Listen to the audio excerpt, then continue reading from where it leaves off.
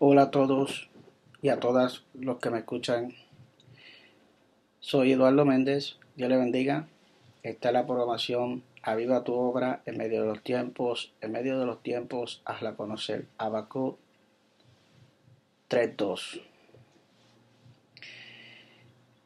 Por la misericordia del Señor y su voluntad, me ha permitido predicar su santo evangelio y me ha permitido leer su palabra.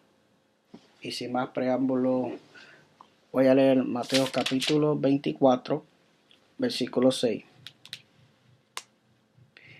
Y oiréis de guerras y rumores de guerras. Mirad que no os turbéis, porque es necesario que todo esto acontezca, pero aún no es el fin. El tema es el rapto y las 7 iglesias. Voy a leer el versículo 11. Y muchos falsos profetas se levantarán y engañarán a muchos. El 21 dice: porque habrá entonces gran tribulación, cual no la ha habido desde el principio del mundo hasta ahora, ni la habrá. El 23, entonces si alguno os dijere, mirad, aquí está el Cristo, o mirad, allí está, no lo creáis. El 26 dice: así que, si os dijeren, mirad, está en el desierto, no salgáis. O mirad, está en los aposentos, no lo creáis. Hermanos, tenemos que ser solícitos en la espera de Cristo.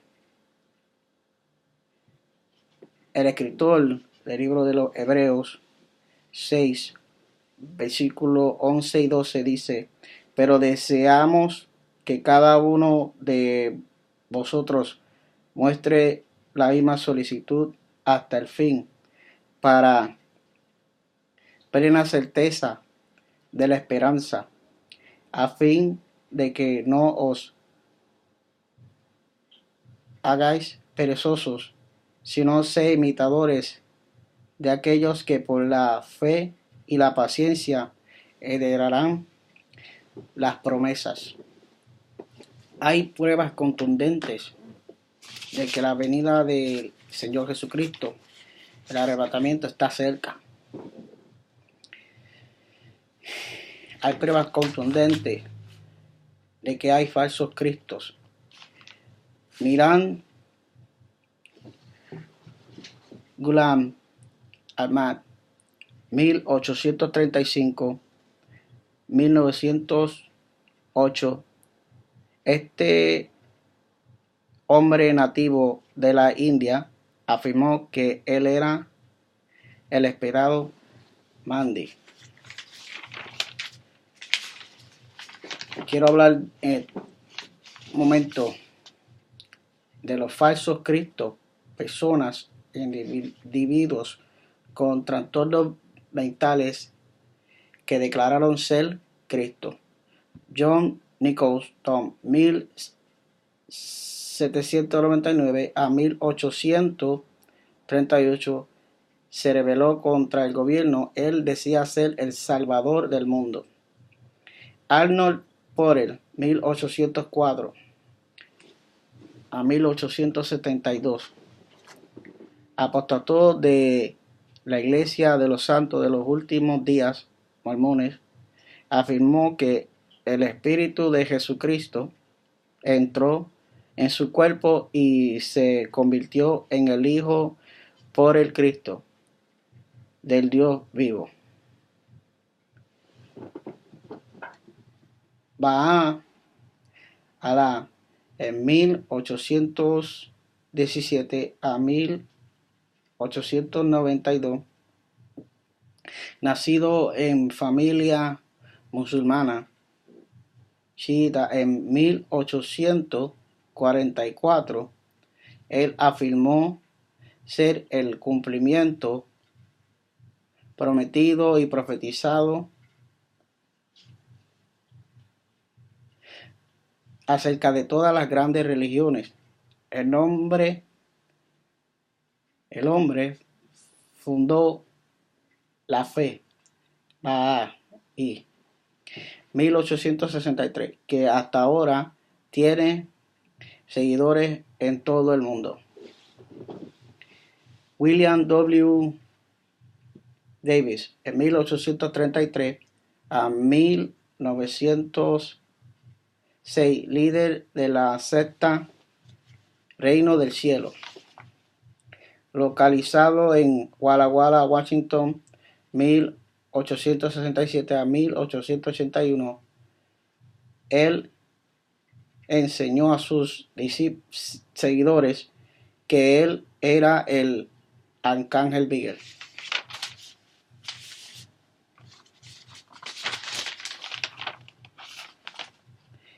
Mirza Ghulam Ahmad, 1835 a 1908. Este hombre nativo de la India afirmó que él era el esperado Mahdi. Lou Palin, pues 1898 a 1968, fundador y líder de la secta de Holanda, dijo ser el cuerpo resucitado de Jesucristo. Haile Selassie, 1892 a 1975, no abiertamente decía ser Jesús, pero el movimiento Rastafari que surgió en Jamaica durante la década de 1930 cree que era la segunda venida, cuando se convirtió en emperador de Etiopía en 1930, y los grupos Rastafari creyeron que él iba a reencarnar en la segunda venida. También le llamaron Rastafari. Ernest Norman, 1904 a 1971, un ingeniero eléctrico que fundó la Academia de Ciencias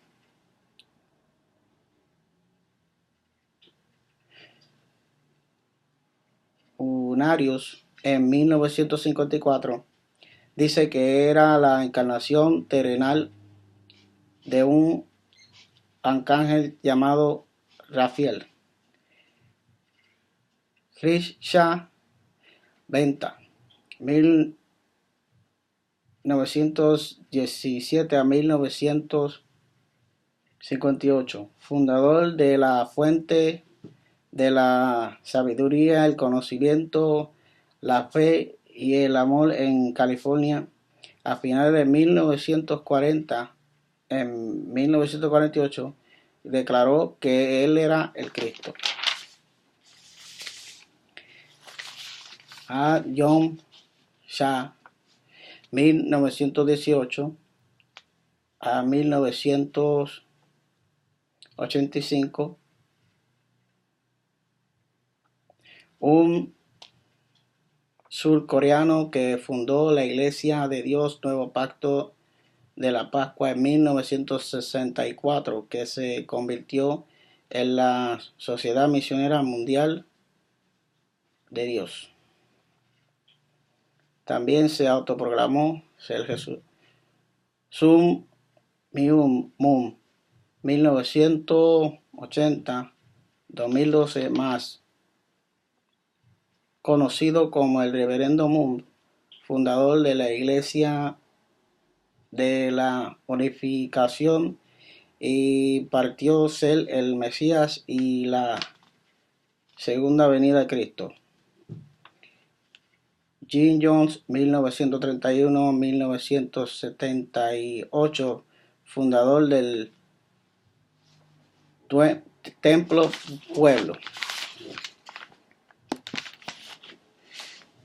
Inicialmente un líder protestante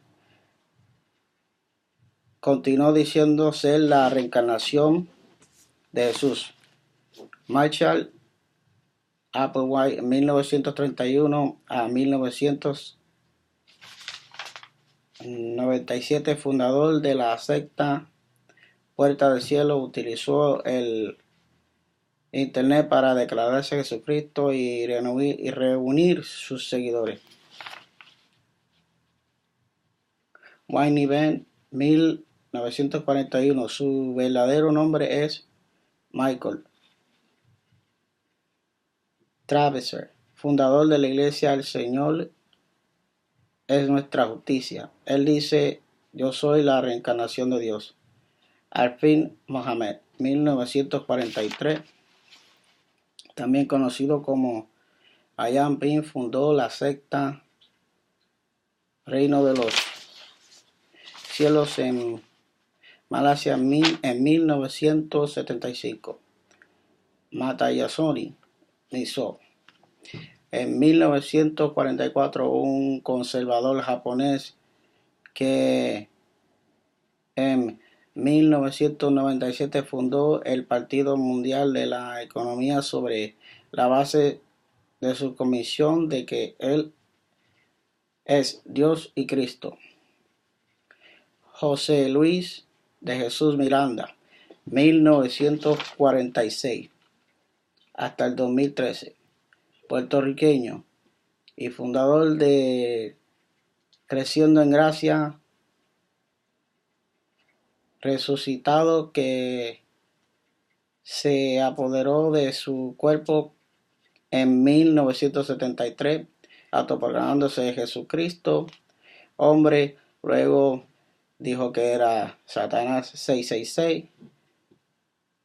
Ingrid Cristo, 1948, un astrólogo brasileño que afirma que desde 1969 ser el segundo Jesús reencarnado. Sergei Toro, 1967, un ex policía tráfico ruso que dice haber renacido como visionario Jesucristo, pero señala que no es Dios. David Snyder, 1965, un ex agente inglés de servicios secretos M15 inglés, que el verano de 2007 pero proclamó ser el Mesías. Vemos lo que está sucediendo en este siglo 2020. Son muchas personas. Oscar Ramiro Ortega Hernández, en 1990, en noviembre del 2011, disparó 9 tiros con un AK-47 contra la Casa Blanca en Washington. Alan John Miller, 1962, más conocido como A.J. Miller, Australia, es un ex testigo de Jehová y líder de la verdad divina. Miller afirma ser Jesucristo encarnado.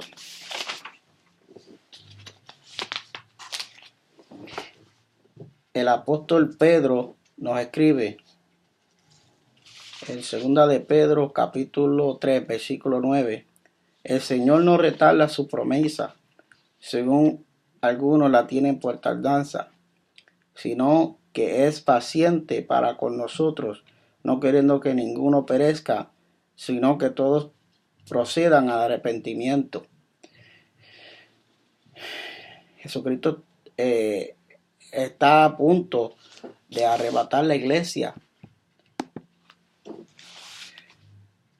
En 2 de Pedro capítulo 3 versículo 14 y el 18 dice: Por lo cual, amados, estando en espera de estas cosas, procurar con diligencia ser hallados por él sin mancha, irreprensible en paz, antes bien creced en la gracia y el conocimiento de nuestro Señor Jesucristo.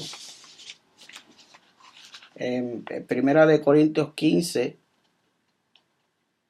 51 dice: He aquí os digo un misterio, todos ciertamente no dormiremos, mas todos seremos transformados. En 1 Corintios 15, 52 dice: en un momento, en un abrir de ojo, a la final trompeta, porque será tocada la trompeta, porque será tocada la trompeta, y los muertos en Cristo serán levantados sin corrupción, y nosotros seremos transformados. No se quede por nada. 1 Tesalonicenses 5, versículo 2 y del 4 al 6. Pero vosotros sabéis perfectamente que el día del Señor vendrá como ladrón en la noche, mas vosotros, hermanos, no estáis en tinieblas, para que aquel día os sorprenda como ladrón, porque vosotros sois hijos de luz del día, no somos de la noche ni de las tinieblas. Por tanto, no durmamos como los demás, sino velemos y seamos sobrios.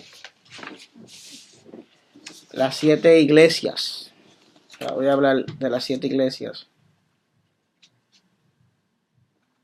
En Apocalipsis capítulo 1, versículo 1 y 2 dice: la revelación de Jesucristo que Dios le dio para manifestar a sus siervos las cosas que deben de suceder pronto, y la declaró enviándola por medio de su ángel a su siervo Juan. Versículo 2. Que ha dado testimonio de la palabra de Dios y del testimonio de Jesucristo y de todas las cosas que ha visto. Cada una de las cartas a las iglesias de Apocalipsis contienen una promesa de Cristo. Al que vence, cada una termina con: el que tiene oídos, oiga lo que el Espíritu dice a las iglesias. El título de nuestro Señor corresponde en cada caso a la naturaleza del mensaje y se saca mayormente de la imagen o simbolismo de la visión del capítulo 1. Existen diferentes interpretaciones de estos mensajes, así como el libro de Apocalipsis. En general, dichas interpretaciones no contradicen una a la otra, que se complementan. La interpretación literal histórica siempre será la primera interpretación en la escritura, a menos que el lenguaje utilizado no lo permita. Lenguaje figurado, poético, personalizado, etcétera, o personalización.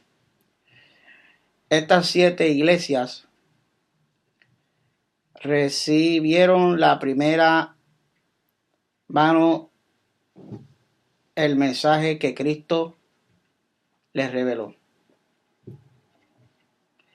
Interpretación simbólica. Cuando dice, el que tiene oídos, oiga lo que el Espíritu dice a las iglesias, entendemos que los mensajes a las iglesias históricas del Apocalipsis llevan a una enseñanza para todas las iglesias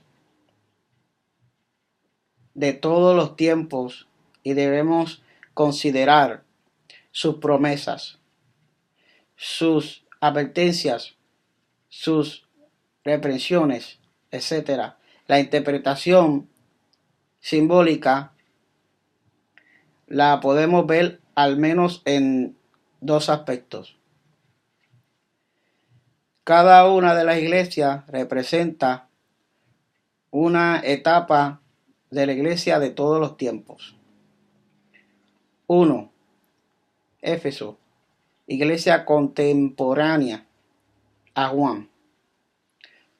2. Esmirna, iglesia bajo persecución.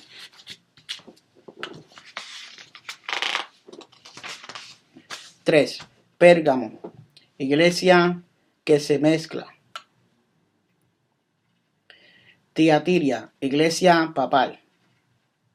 Sardis, iglesia edad media. Filadelfia, 6. Iglesia reformada. Y la 7. Laodicea, iglesia bajo apostasía final. Cada una de las iglesias representa un aspecto en la vida del creyente que es parte de las iglesias de Cristo. En este estudio nos enfocaremos de forma práctica en este último punto, declarando que no es la única forma de aplicar estos pasajes, sino el enfoque que le daremos. Voy a leer Efesios, que está en Apocalipsis 2 del 1 al 7.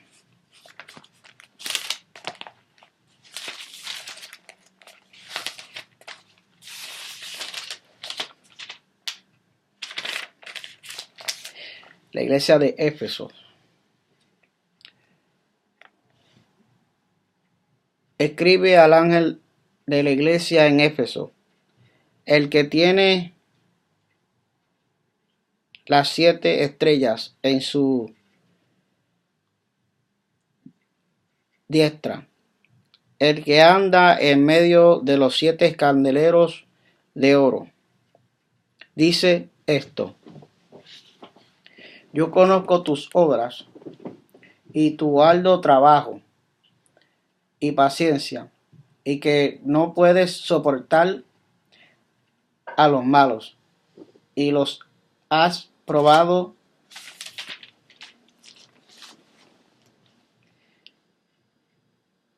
los que se dicen ser apóstoles y no lo son, y los has hallado mentirosos, y has sufrido y has tenido paciencia y has trabajado arduamente por amor de mi nombre y no has desmayado. Pero tengo contra ti que has dejado tu primer amor. Recuerda, por tanto, de dónde has caído y arrepiéntete y haz las primeras obras, porque si no, vendré pronto a ti y quitaré tu candelero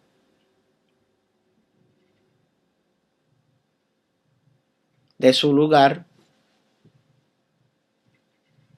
si no te hubieres arrepentido.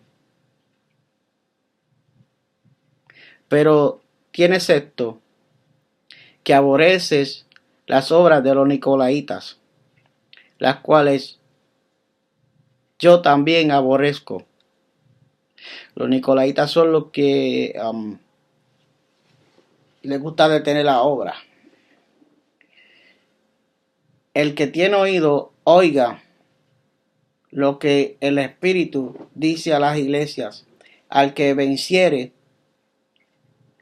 le daré de comer del árbol de la vida, el cual está en medio del paraíso de Dios. ¿Qué cosa? Vencer es honrar a Dios. El primer amor. La iglesia de Éfeso significa la deseada. Una iglesia que trabaja, que se esfuerza, que no es dada por vencido.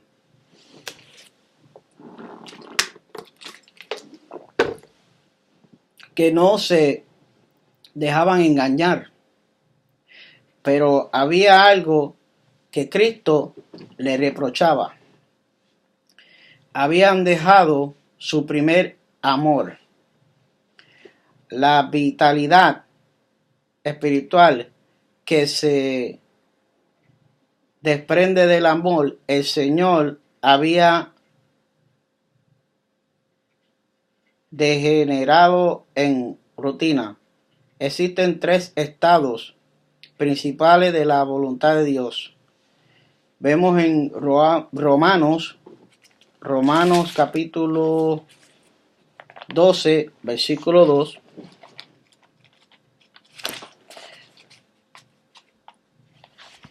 Dice así: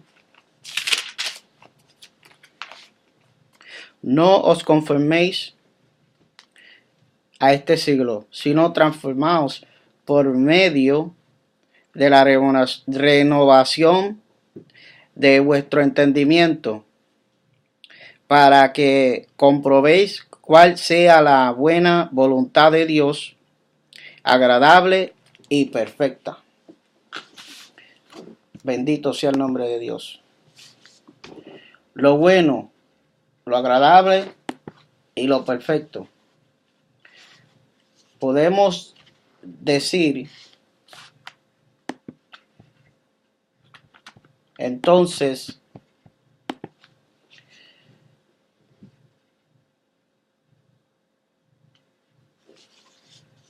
que el involucrarse en la obra de Dios es bueno. Comprometerse es agradable a Dios. Pero hacerlo todo con amor es perfecto para con Dios. La motivación de todo lo que Dios hace por nosotros es el amor. Juan 3:16. Porque de tal manera amó Dios al mundo, que ha dado su Hijo unigénito para todo aquel que en él cree, no se pierda, mas tenga vida eterna. Por tanto, todo lo que nosotros hacemos debe tener la misma motivación.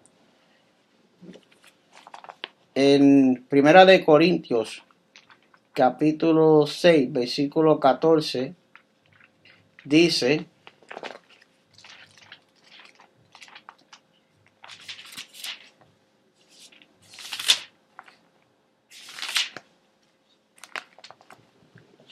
de la siguiente manera: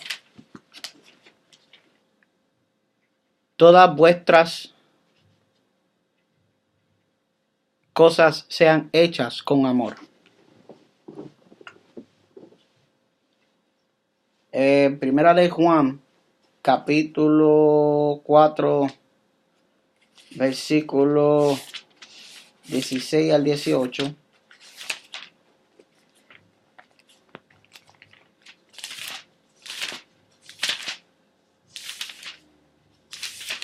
Dice: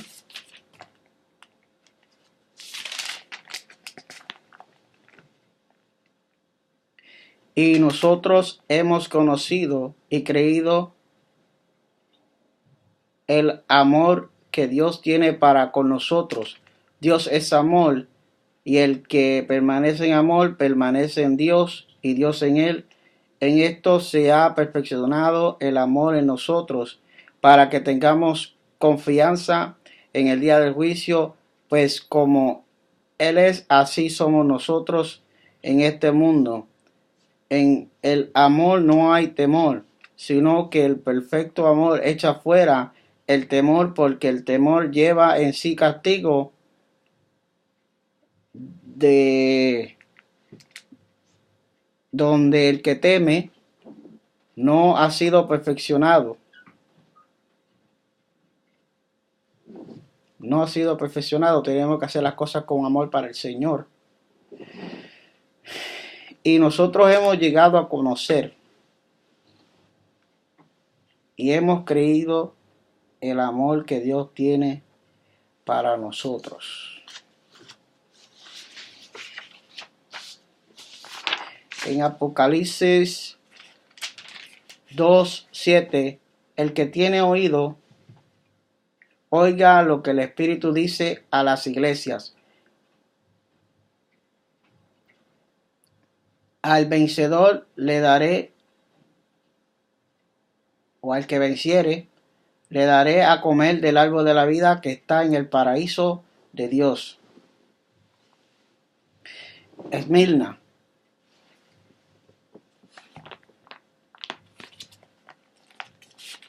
Apocalipsis capítulo 2 del 8 al 11. Y escribe al ángel de la iglesia en Esmirna, el primero y el postrero, el que estuvo muerto y vivió, dice esto: yo conozco tus obras y tu tribulación y tu pobreza, pero tú eres rico, y la blasfemia de los que dicen ser judíos y no lo son, sino sinagoga de Satanás. No temas en nada de lo que vas a padecer. He aquí, el diablo echará a algunos de vosotros en la cárcel, para que seáis probados, y tendréis tribulación por 10 días. Hoy en día casi ya no se puede predicar el evangelio. Sufrir por Cristo, hermanos. Tenemos que sufrir por Cristo. Sé fiel hasta la muerte, y yo te daré la corona de la vida. Qué bonito. Después de sufrir por Cristo, ser coronado en el reino de los cielos. El que tiene oído, oiga lo que el Espíritu dice a las iglesias. El que venciere no sufrirá daño de la segunda muerte.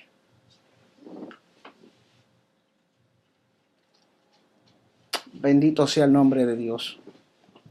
Eso es para ser feliz con Dios. Yo leo algo así y me pongo feliz, porque no sufriré después, estaré con Cristo. El Milna significa mira, la cual a su vez significa amargura y olor fragante. Y es que efectivamente se trata de una hierba muy amarga, pero cuando es experimentada se extrae de ella un olor fragante utilizado para ungüentos y aceites. Esta iglesia representa la persecución que como creyentes hemos de sufrir. El mismo Jesús advertía sobre ello. Juan capítulo 16, versículo 33 dice, voy a buscarlo en la versión antigua.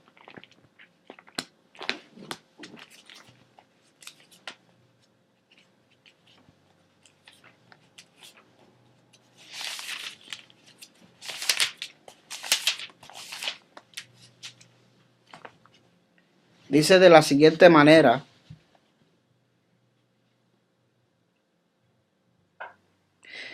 estas cosas os he hablado para que en mí tengáis paz. En el mundo tendréis aflicción, pero confiad, yo he vencido al mundo. Existe una frase clave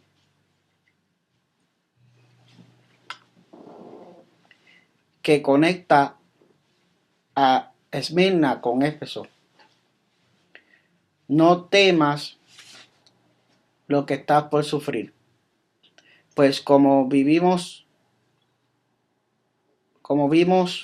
anteriormente, el perfecto amor echa fuera el temor. De tal manera que para vencer en esta faceta tenemos que ser perfeccionados en amor. Así seremos más que vencedores. Mateo 10:28. Y no temáis a los que matan el cuerpo, pero no pueden matar el alma, más bien tened a aquel que puede hacer perecer tanto el alma como el cuerpo en el infierno. Promesa al vencedor. En Apocalipsis 2:11. El que tiene oído, oiga lo que el Espíritu dice a las iglesias. El vencedor no sufrirá daño de la segunda muerte.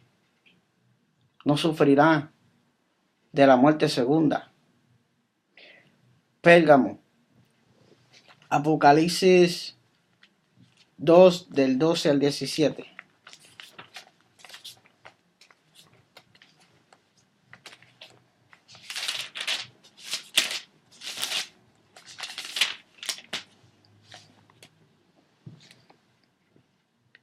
Y escribe al ángel de la iglesia en Pérgamo, el que tiene la espada aguda de dos filos, dice esto: yo conozco tus obras y donde está el trono de Satanás,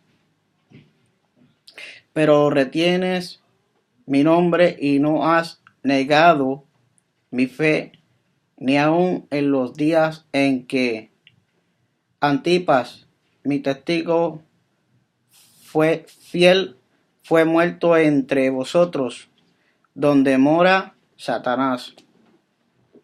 Pero tengo unas pocas cosas contra ti, que tienes ahí a los que retienen la doctrina de Balaam, que enseña a Balac a poner tropiezo a los hijos de Israel y a comer cosas sacrificadas a los ídolos y a cometer fornicación. Y también tienes a los que retienen la doctrina de los nicolaitas y a los que yo aborrezco. Por tanto, arrepiéntete, pues si no, vendré a ti pronto y pelearé contra ti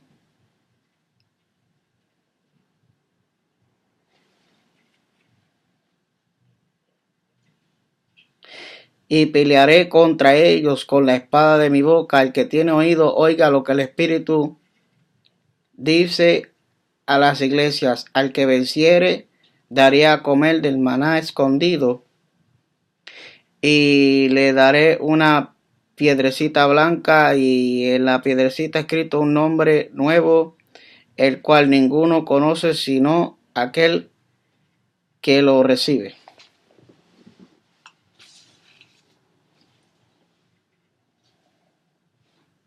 Pérgamo significa muy casado. Era una iglesia que se había mezclado con el mundo siguiendo la doctrina de Balaam. Es decir, el ecumenismo. La palabra de Dios nos advierte que nos separemos del mundo, que no nos busquemos la aprobación de nadie más que de Dios. pues no podemos tener comunión con la luz y las tinieblas. No podemos servir a dos señores, pues ahí dice que Satanás tiene un trono en Pérgamo, es decir, donde hay confusión y mezcla. Santiago 4:4. Oh almas adúlteras, ¿no sabéis que la amistad con el mundo es enemistad con Dios? Por tanto, el que quiere ser amigo del mundo se constituye enemigo de Dios. Promesa al vencedor. Apocalipsis 2:17. El que tiene oído, oiga lo que el Espíritu dice a las iglesias. Al vencedor daré del maná escondido y le daré una piedrecita blanca, señal de aprobación, y grabado en la piedrecita un nombre nuevo, el cual nadie conoce sino al que lo recibe. Amén. Hasta aquí mi parte. Y que Dios le bendiga.